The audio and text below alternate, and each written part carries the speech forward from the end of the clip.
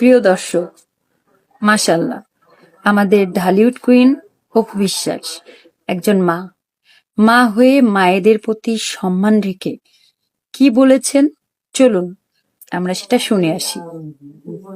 আমি সবসময় একটি কথাই বলবো যে আমাদের নারীদেরকে নিজের পায়ে দাঁড়ানো উচিত।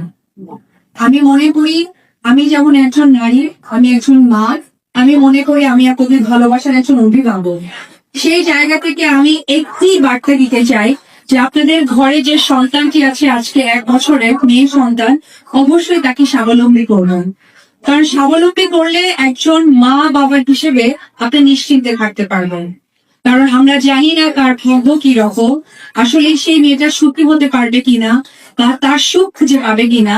তো আমি মনে করি যে মেয়েদেরকে স্বাবলম্বী হওয়াটা ভীষণ ইম্পর্টেন্ট। সেটা ছোটবেলা থেকেই যদি আমরা মারা গড়ে তুলি বা পরিবার থেকে সেই মেন্টালিটি গড়ে তুলি, এটা আমাদের জন্য সবচেয়ে বড় একটা লার্ন হবে বাচ্চাদের জন্য।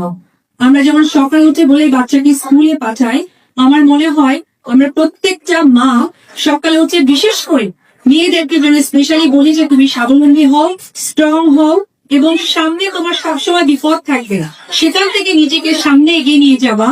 এই লার্নিংটা যেন আমরা অবশ্যই মা হয়ে সন্তানদেরকে দিতে পারি। এটা আমাদের জন্য অবশ্যই প্রতিজ্ঞার একটি জায়গা হয়।